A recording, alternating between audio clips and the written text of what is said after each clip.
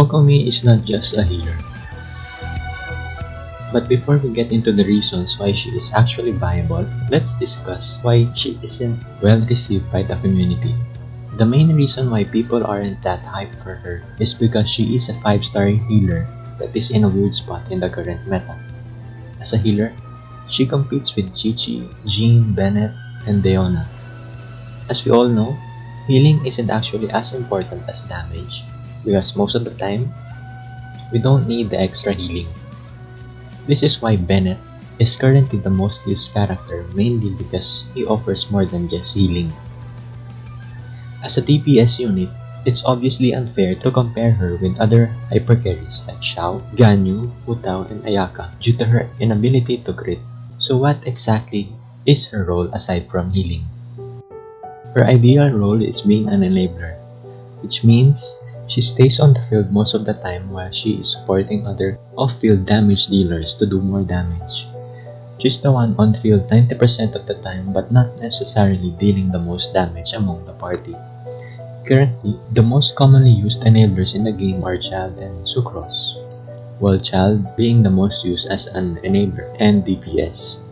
To further explain what an enabler is, here is a Childe team with Xiangling. Childe's role in this team comp is to apply Hydro really fast so that Xiangling can vaporize all the hits of her Pyronado, while Childe also doing tons of damage. In this case, you have two healers, so might as well put Xingqiu, Mona, and Childe instead for more damage, but Kokomi is still a good option. The most ideal team with Kokomi is the Electro Charge team comp with Beidou plus another Electro character like Fischl, Raiden, or Sarah. This is a Childe Electro Charge team comp. We often run the last slot for a healer like Bennett, Jean, or Diona. But for Kokomi, you can replace the healer slot with another support character like Penti or Kazuha or any other character. But is it enough to replace Childe, Sucrose, and Mona as an Electro Charge enabler? Not necessarily, because Childe has a wide AoE and he deals tons of damage, and then Sucrose can have the Foresight Viridescent and Trailing Tails at the same time, and Mona has Omen bonus. But I think Kokomi is a very safe option, especially for casual gamers because she can deal decent damage while making your team immortal.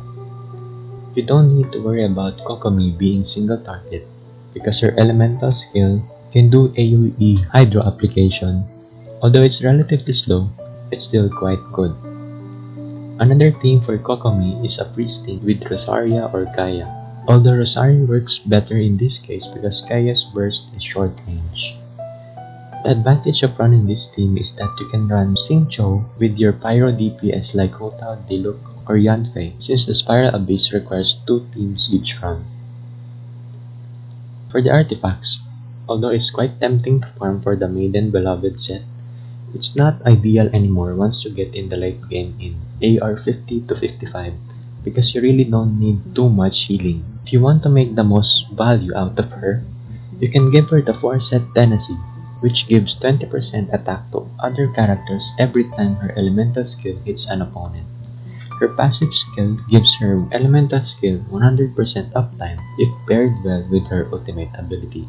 The Noblesse is not as good as the Tenacy because the Noblesse has 12 seconds uptime while Kokomi has a long 20-second cooldown. The Blizzard Strayer gives 40% crit rate plus 15% from Cry Resonance. It's quite tempting to use but you don't really have to force crit rate on Kokomi because you might as well give those really good crit artifacts and weapons to other characters. But you can force it if you really want to.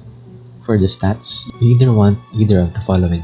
Remember that even if she could not crit, she can still deal damage due to her burst ability that gives damage bonus to her normal attacks. So you don't have to stack all HP on her, so go for a Hydro damage cup.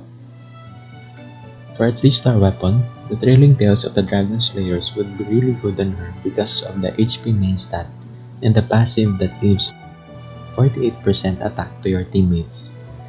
For the craftable weapons, you can choose the Prototype Amber for HP percent and energy for party members, or the new Inazuma Catalyst which gives energy recharge and up to 20% elemental damage bonus to the party. The problem with this weapon is that it forces you to run an electrocharged team comp all the time.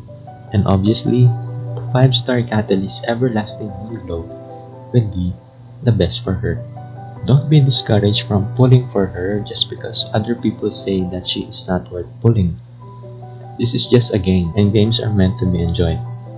So if you really want Kokomi, then pull for her.